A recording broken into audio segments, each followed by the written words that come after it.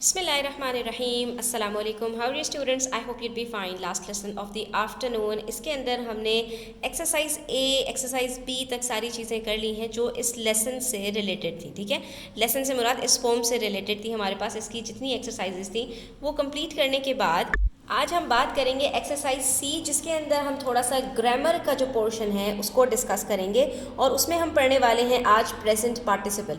सबसे पहले तो ये समझ लीजिए कि प्रेजेंट पार्टिसिपल कहते हैं उस वर्ब को जो आईएनजी फॉर्म ऑफ वर्ब होती है। ठीक है, यानी कोई भी फर्स्ट फॉर्म ऑफ वर्ब ले लीजिए आप और उसके अंदर आप आईएनजी लगा देते हैं तो वो आपके पास बन जाता है प्रेजेंट पार्टिसिपल।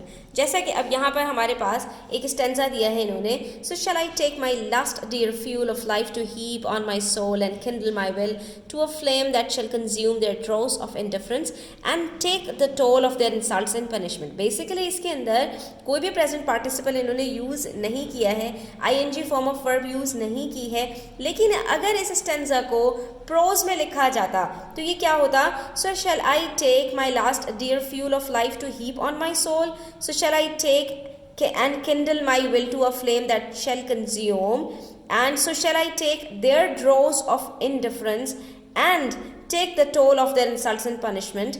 और यहाँ पर वो लगा देते एक सफरिंग का वर्ड SUFFERING, यानी इन्होंने इसको ओमिट किया और बड़े ही केयर के साथ वर्ड्स को यूज़ किया है।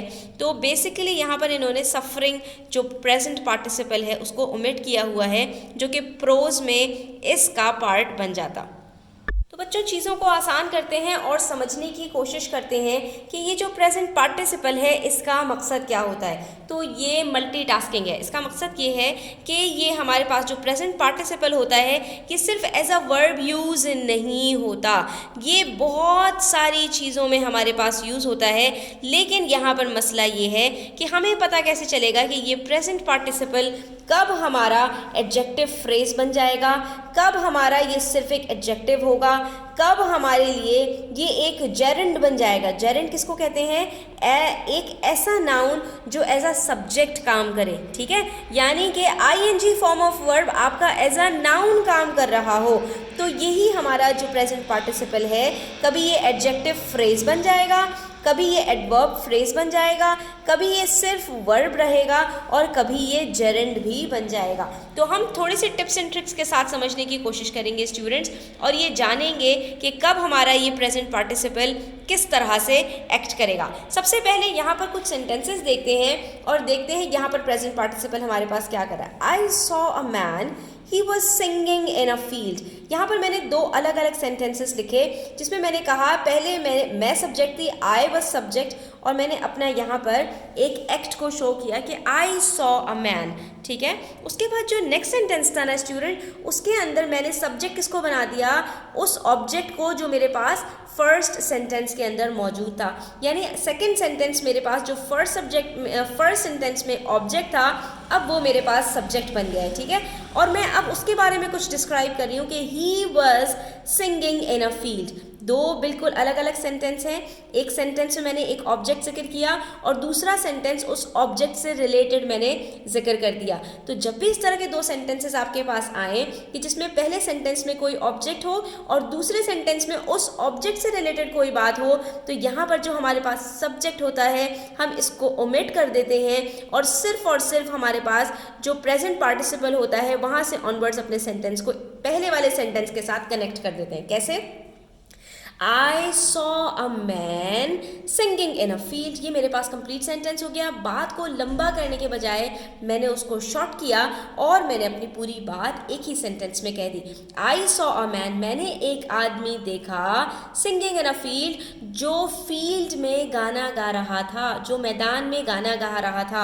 जबकि पहले सेंटेंस में क्या कहा, I saw a man he was singing in a field, मैंने एक आदमी को देखा, वो आदमी, ठीक है, मैंने उसके बाद क्या कहा, वो आदमी मैदान में गाना गा रहा था। तो यहाँ पर बच्चों मेरे पास ये जो सिंगिंग इन अ फील्ड है ये वर्ब नहीं है, ये मेरे पास यहाँ पर प्रेजेंट पार्टिसिपल अब इस मैन के लिए एडजेक्टिव फ्रेज बन गया। अच्छा, अब यहाँ पर एक चीज़ और समझ लीजिए बच्चों, एडजेक्टिव और एडजेक्टिव फ्रेज के अंदर एक छोटा सा डिफरेंस होता है। एडजेक्टिव कहते हैं किसी की कोई भी सिफत, यानी क्लीन होना, टाइडी होना, ब्यूटीफुल होना, यानी एक वर्ड में आप किसी भी चीज़ को जो डिस्क्राइब करते हैं तो वो तो उसका एडजेक्टिव होता है। लेकिन अगर आप उसको एक से ज़्यादा वर्ड्स के अंदर डिस्क्राइब करें तो वही एडजेक्टिव आपका एडजेक्टिव फ्रेज बन जाता है, क्योंकि फ्रेज हम कहते हैं ऐसा कॉम्बिनेशन ऑफ वर्ड्स जिसका कंप्लीट जो है मीनिंग तो हो लेकिन वो कंप्लीट सेंटेंस ना हो, यानी एक वर्ड से ज़्यादा हो और वो कंप्लीट सेंटेंस ना हो तो वो हमारे पास फ्रेज होता है। जैसा यहाँ पर आई सॉ अ मैन, मैंने एक आदमी को देखा जो सिंगिंग इन अ फील्ड, जो गाना गा रहा था फील्ड में। तो ये जो सिंगिंग है यहाँ पर बच्चों, ये अब वर्ब भी नहीं है और ये एडजेक्टिव भी नहीं है, ये हमारे पास क्या है, एडजेक्टिव फ्रेज है। तो आप ये याद रख सकते हैं कि जब भी किसी नाउन के बाद कोई हमारे पास प्रेजेंट पार्टिसिपल आएगा तो उसके बीच में हमारे पास कोई हेल्पिंग वर्ब ना हो तो समझ जाइए कि वो हमारे पास एडजेक्टिव फ्रेज होगा। ठीक है, मैं फिर से रिपीट करती हूँ इस बात को कि हमारे पास जब भी कोई नाउन हो या हमारे पास ऑब्जेक्ट हो जिसके साथ हमारे पास प्रेजेंट पार्टिसिपल हो तो वो प्रेजेंट पार्टिसिपल इस ऑब्जेक्ट के लिए या इस नाउन के लिए एडजेक्टिव फ्रेज बन जाता है, जिसको हम उर्दू में कहते हैं। ये हमारे पास इसमें मौसूल और सिला का काम भी करता है कि जिन सेंटेंसेस के अंदर हम जो, जिनको, जिन्हें का लफ्ज़ इस्तेमाल कर रहे होते हैं कि मैंने एक आदमी को देखा जो, तो अब मैं जो पर तो बात मुकम्मल नहीं करूँगी ना स्टूडेंट्स, बल्कि मुझे जो के आगे अपने सेंटेंस को मुकम्मल करने के लिए उसकी कोई ना कोई सिफत बयान करनी पड़ेगी क्योंकि मैं उसको डिस्क्राइब कर रही हूँ। ठीक है, तो आई सॉ अ मैन, मैंने एक आदमी को देखा जो सिंगिंग कर रहा था फील्ड में। ठीक है, अब इसी तरह से यहाँ पर सेंटेंसेस देखिए, शी नोटिस्ड अ स्नेक, उसने एक स्नेक को देखा। अब स्नेक के बारे में हमने पूरा सेंटेंस कहा, it was sliding into a hole, तो हम क्या करेंगे, इट वॉज को काट देंगे और सेंटेंस क्या हो जाएगा, she noticed a snake sliding into a hole. ये स्लाइडिंग इनटू अ होल हमारे पास क्या है, adjective phrase. They heard a peacock, peacock देखा, इट वॉज श्रीकिंग, तो पीकॉक के बारे में हमें बताया जो श्रीक कर रहा था लाउड, यानी कि जो बहुत चीख रहा था। तो दे heard a peacock shrieking out loud. The man spied a ship. एक आदमी ने शिप का पीछा किया। ठीक है, उसने जासूसी की। कौन सी शिप की, it was sailing into a harbour, जो सेल कर रही थी हार्बर के अंदर। तो हम क्या कहेंगे, the man spied a ship sailing into the harbour. The boys watched the bees. अब आप देख सकते हैं ये सारे हमारे पास यहाँ पर ऑब्जेक्ट्स हैं। ठीक है, वर्ब के बाद जो नाउन आता है वो हमारे पास ऑब्जेक्ट का काम कर रहा होता है student. The boys watched the बीज, बॉयज ने क्या देखा, the man spied a ship, इस मैन ने क्या स्पाई किया, दे हर्ड अ पीकॉक, उन्होंने किसको सुना, शी नोटिस्ड अ स्नेक, उसने क्या नोटिस किया।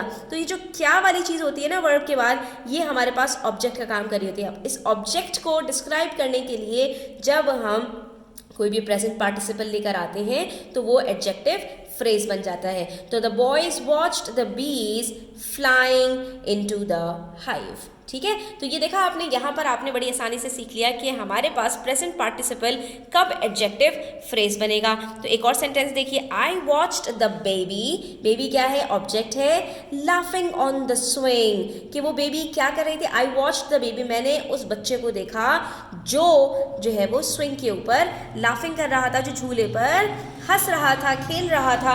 तो ये जो लाफिंग ऑन द स्विंग है ये मेरे पास एडजेक्टिव फ्रेज बन जाएगा। और ये किसको डिस्क्राइब कर रहा है, अपने से पहले वाले नाउन को जो कि ऑब्जेक्ट का काम कर रहा है। ये यहाँ पर जितने भी सेंटेंसेस थे ये किसको डिस्क्राइब कर रहे थे, अपने से पहले वाले नाउन्स को डिस्क्राइब कर रहे थे। इसका मतलब है जब भी नाउन के बाद हमारे पास प्रेजेंट पार्टिसिपल आएगा तो वो हमारे पास एडजेक्टिव फ्रेज बन जाएगा। और यही हमारे पास जो वर्ड था, अगर ये हमारे पास नाउन से पहले आ जाए तो वो सिंपल एक एडजेक्टिव होता है। जैसे they watched, the boys watched the flying bees, तो ये जो फ्लाइंग का वर्ड होगा बीज के साथ ये सिंपल एक एडजेक्टिव है, क्योंकि अब ये सिंपल सिर्फ एक वर्ड होगा। तो यही हमारा जो प्रेजेंट पार्टिसिपल है अगर ऑब्जेक्ट से पहले आ जाए और उसको डिस्क्राइब कर रहा हो तो वो एडजेक्टिव हो जाता है, क्योंकि वो वन वर्ड हो जाता है। ठीक है, तो ये हमारे पास जो ये प्रेजेंट पार्टिसिपल है ये कभी कभी एडजेक्टिव भी बन जाता है, सिर्फ एडजेक्टिव। ठीक है, तो कब एडजेक्टिव फ्रेज बनेगा, जब ये नाउन के बाद आएगा, ऑब्जेक्ट के बाद आएगा। और इसके अंदर 2-3 वर्ड्स होंगे, और अगर नाउन से पहले आ जाएगा और सिर्फ एक वर्ड होगा तो ये हमारे पास एडजेक्टिव बन जाएगा। तो जैसे यहाँ पर मैंने कहा I watched the baby laughing on the swing, तो अगर इस सेंटेंस को मैं चेंज कर दूँ और लाफिंग को बेबी से पहले लेकर आ जाऊँ कि I watched a laughing baby, ठीक है, तो ये मेरे पास सेंटेंस क्या बन जाएगा, लाफिंग के अंदर ये एडजेक्टिव होगा और मेरे पास ये बेबी को डिस्क्राइब कर रहा होगा। जैसे यहाँ पर the laughing baby was my sister, तो ये लाफिंग बेबी क्या है बच्चों, ये लाफिंग हमारे पास एडजेक्टिव है जो बेबी को डिस्क्राइब कर रहा है। तो दो चीज़ें तो हमने सीख ली कि हमारे पास ये जो ING प्रेजेंट पार्टिसिपल है ये कभी हमारे पास एडजेक्टिव फ्रेज बन जाता है और कभी हमारे पास एडजेक्टिव बन जाता है। मैंने दोनों चीज़ों का डिफरेंस आपको बहुत अच्छी तरह से यहाँ पर डिस्क्राइब कर दिया। अब बात कर लेते हैं एडवर्ब फ्रेज की। तो पहले समझ लीजिए एडवर्ब क्या होता है, जो किसी भी वर्ब को डिस्क्राइब करे। जैसे एडजेक्टिव नाउन को डिस्क्राइब करता है, एडवर्ब किसी वर्ब को डिस्क्राइब करता है, किसी काम के बारे में बता रहा होता है कि वो काम कैसा हुआ है, ठीक है, जबकि एडजेक्टिव हमें किसी चीज़ के बारे में बता रहा होता है कि वो चीज़ कैसी है, ठीक है, यहाँ पर हमें काम के बारे में बात कर रहे होते हैं। तो एडवर्ब वही बात कि अगर वन वर्ड हमारे पास है और ज़्यादातर LY वाले हमारे पास जो वर्ब्स के बाद वर्ड्स आते हैं वो एडवर्ब्स होते हैं, लेकिन ये ज़रूरी नहीं है। Adverb of manner, adverb of time हमारे पास बहुत सारे होते हैं, ठीक है। तो एडवर्ब फ्रेज क्या होगा स्टूडेंट्स, वही बात कि अगर हमारे पास ING वाला प्रेजेंट पार्टिसिपल है और वो किसी वर्ब के बाद आया है, अब की दफ़ा वो नाउन के बाद नहीं किसी वर्ब के बाद आया है, तो वो एज एन एडवर्ब फ्रेज काम करेगा। द बेबी सैट देयर, अब यहाँ पर द बेबी लाफिंग वाली बात नहीं है, द बेबी सैट देयर, बच्चा जो वहाँ बैठा है लाफिंग विद जॉय, वो कैसे बैठा है, वहाँ पर वो खेल रहा है, हंस रहा है खुशी के साथ, ठीक है। तो वो कैसे बैठा है, यहाँ पर किस चीज़ को डिस्क्राइब कर रहा है, ये लाफिंग जो हमारे पास लाफिंग विद जॉय जो पूरा फ्रेज है किसको डिस्क्राइब कर रहा है, ये बच्चे के बैठने को डिस्क्राइब कर रहा है कि वो खामोशी से नहीं बैठा, वो हंसते खेलते हुए बैठा है। तो adverb phrase telling how the baby sat, कि बच्चा वहाँ कैसे बैठा है। तो इसी तरह से यहाँ पर हमारे पास जो ऊपर सेंटेंसेस हैं इसके अंदर अगर हम यहाँ पर वर्ब को डिस्क्राइब करना शुरू कर दें और उसके अंदर हम ING वाले प्रेजेंट पार्टिसिपल ले आएँ तो वो हमारे पास बन जाएंगे एडवर्ब फ्रेज। यहाँ पर कुछ सेंटेंसेस देखिए, आपको ये चीज़ और ज़्यादा क्लियर हो जाएगी, ठीक है। द मैन एन्जॉयड, ये हमारे पास वर्ब है, वर्ब के फ़ौरन बाद हमारे पास जो सिंगिंग इन अ फील्ड का यहाँ पर एक फ्रेज़ है, ये बेसिकली इस एन्जॉयड को डिस्क्राइब कर रहा है, ठीक है। द मैन एन्जॉयड, मैन ने एन्जॉय किया सिंगिंग इन अ फील्ड, किस तरह एन्जॉय किया, फील्ड में सिंग करते हुए। तो सिंगिंग इन अ फील्ड यहाँ पर हमारे पास एडवर्ब फ्रेज होगा स्टूडेंट्स, क्योंकि ये वर्ब के जस्ट बाद आया है और इस वर्ब को डिस्क्राइब कर रहा है। Similarly the snake looked around sliding into a hole, snake ने इधर उधर देखा होल में स्लाइड करते हुए, ठीक है, यानी कि वो इधर उधर जब देख रहा था, किस तरह देख रहा था, जब वो स्लाइड कर रहा था होल के अंदर, ठीक है।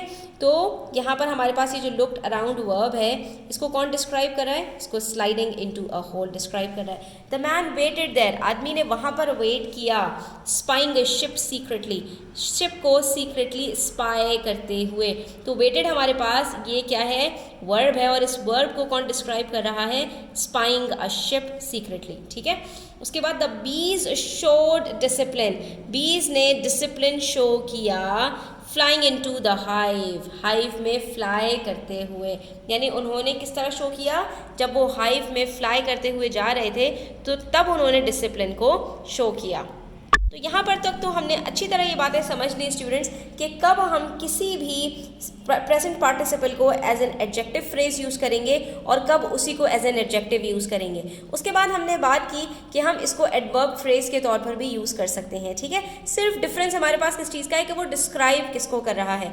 उसके बाद बच्चों ये जो हमारे पास सबसे आसान जो है प्रेजेंट पार्टिसिपल का यूज़ है वो क्या है, एज ए वर्ब वो यूज़ होता है, यानी सेंटेंस के अंदर वो वर्ब के तौर पर हेल्पिंग वर्ब के बाद आ जाए। अब ING है तो ING से पहले हमें लाजमी कोई ना कोई हेल्पिंग वर्ब चाहिए। तो ये समझ जाइए कि अगर हमारे पास प्रेजेंट पार्टिसिपल से पहले कोई सा भी हेल्पिंग वर्ब है, अगर प्रेजेंट होगा तो इज MR होगा, अगर पास्ट होगा तो वॉज वर होगा, और अगर हमारे पास ये फ्यूचर होगा तो ये विल बी और शेल भी होगा हमारे पास, ठीक है। तो अगर हमारे पास ING से पहले इनमें से कोई सा भी हेल्पिंग वर्ब आ जाए तो समझ जाइए कि यहाँ पर ये जो हमारे पास ing फॉर्म ऑफ वर्ब के तौर पर प्रेजेंट पार्टिसिपल यूज हुआ है, ठीक है। तो इसीलिए बता रहे हैं यहाँ पे form of the verb to laugh, the baby was laughing. अब ये यहाँ पर एज अ वर्ब ही यूज हुआ है, तो कभी वो एडजेक्टिव फ्रेज के तौर पे यूज होगा, कभी वो एडवर्ब फ्रेज के तौर पे यूज होगा, कभी एडजेक्टिव के तौर पे यूज होगा, और कभी वो सिर्फ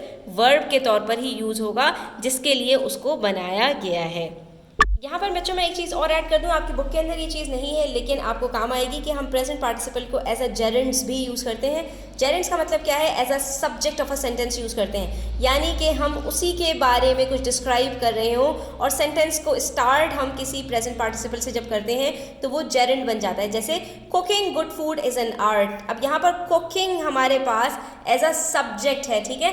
खाना बनाना, जिसको हम उर्दू में इसमें मसदर कहते हैं, जिसके आखिर में नून अलिफ ना आता है, खाना बनाना, ठीक है। खाना, पानी पीना, तो ये जो नून अलिफ ना वाले वर्ड्स होते हैं इसको हम इंग्लिश में जेरेंड्स कहते हैं। Teaching is not at all a child's play, swimming is my favourite hobby, running in the morning is good for health, और laughing is the best medicine. तो ये सारे हमारे पास यहाँ पर जो ing प्रेजेंट पार्टिसिपल्स हैं ये जेरेंड्स हैं।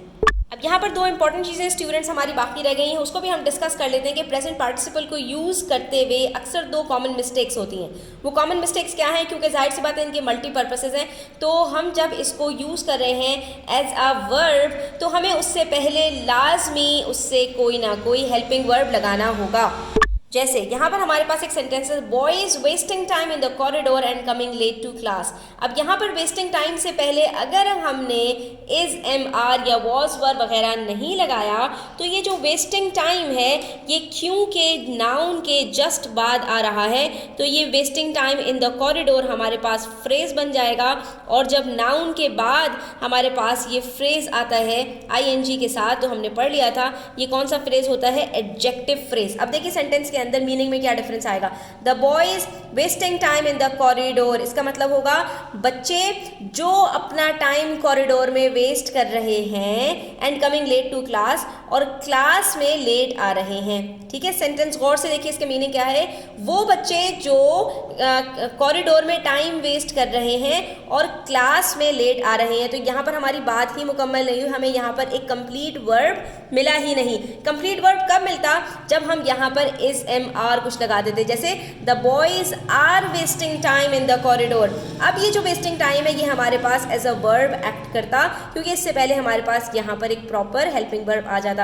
The boys were wasting time in the corridor, बच्चे जो है कॉरिडोर में टाइम वेस्ट कर रहे थे, या the boys are wasting time, या वेस्ट कर रहे हैं, and coming late to class, और क्लास में लेट आ रहे हैं। ये देखा आपने डिफरेंस कि सिर्फ और सिर्फ एक हेल्पिंग वर्ब लगाने और ना लगाने से इसके मीनिंग में चेंज आ जाएगा, और ये जो हमारे पास यहाँ पर जो इसकी फॉर्म है वो भी चेंज हो जाएगी, कि अगर हम यहाँ हेल्पिंग वर्ब लगाते हैं तो ये एज अ वर्ब एक्ट करेगा, और अगर वर्ब नहीं लगाते तो हमने ऊपर पढ़ा था कि अगर नाउन के फ़ौरन बाद ing फॉर्म ऑफ वर्ब यानी प्रेजेंट पार्टिसिपल आता है तो वो एडजेक्टिव फ्रेज बन जाएगा, ठीक है। तो इस चीज़ को आपने यहाँ पर डिफ्रेंशिएट करने के लिए सेंटेंस के अंदर बहुत गौर से देखकर इसको करना है, ठीक है। और दूसरी बात, यहाँ पर हमने अगर इसको as an adjective phrase use करना है तो हमें इस चीज़ का ध्यान रखना पड़ेगा कि हमें ये एडजेक्टिव किसके लिए बनाना है, क्योंकि एक सेंटेंस के अंदर हमारे पास कई नाउन्स होते हैं। तो ये जो एडजेक्टिव फ्रेज बनेगा ये सबसे ज़्यादा जो क्लोजेस्ट या नियरेस्ट हमारे पास नाउन होगा उसको डिस्क्राइब करेगा। सेंटेंस एग्जाम्पल समझते हैं, we drove over the sandy desert travelling from Egypt to Sudan, ठीक है। अब ये जो ट्रैवलिंग का हमारे पास प्रेजेंट पार्टिसिपल आया है ये नाउन के फौरन बाद है, डेजर्ट के फौरन बाद है, तो ये ट्रैवलिंग का जो वर्ड है ये यहाँ पर डेजर्ट के लिए एडजेक्टिव फ्रेज बनेगा। लेकिन अगर हम इसको यहाँ पर डेजर्ट के लिए एडजेक्टिव फ्रेज बनाते हैं स्टूडेंट्स, तो ये सेंटेंस का मीनिंग जो हम जिस मीनिंग के लिए यूज़ करना चाह रहे हैं वो मीनिंग हमें यहाँ पर नहीं मिलेगा। क्या मतलब, we drove over the sandy desert, हम सैंडी डेजर्ट के अंदर ड्राइव करें यानी हम वहाँ तक जा रहे हैं, travelling from Egypt to Sudan, जो यानी कि उस डेजर्ट में जा रहे हैं जो इजिप्ट से सूडान तक ट्रेवल करता है। तो इस सेंटेंस का कोई यहाँ पर सेंस बन रहा है? बिल्कुल सेंस नहीं बन रहा। हम यहाँ पर बेसिकली कहना चाह रहे थे we drove over the sandy desert, we are travelling from Egypt to Sudan. हम सैंडी डेजर्ट के ऊपर ड्राइविंग कर रहे हैं, हम ट्रैवल करना चाह रहे हैं इजिप्ट से सूडान के लिए, यानी हम इजिप्ट से सूडान जाने के लिए सैंडी डेजर्ट से होते हुए जा रहे हैं। और ट्रैवलिंग का वर्ड सैंडी डेजर्ट के बाद लगाने से नुकसान ये हुआ कि हमारा जो मकसद था वो बिल्कुल ही फौत हो गया और हमारा मीनिंग यहाँ पर बन गया कि हम सैंडी डेजर्ट में ड्राइविंग कर रहे हैं जो कि इजिप्ट से सूडान तक जाता है। जबकि हम यहाँ क्या कहना चाह रहे थे कि हम इजिप्ट से सूडान जा रहे हैं सैंडी डेजर्ट्स पर ड्राइविंग करते हुए।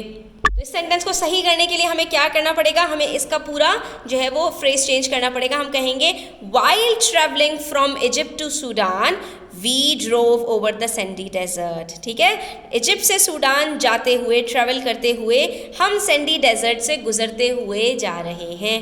ठीक है, तो आज के लिए इतना ही। इंशाल्लाह नेक्स्ट वीडियो के अंदर हम एक और एक्सरसाइज करेंगे इससे रिलेटेड।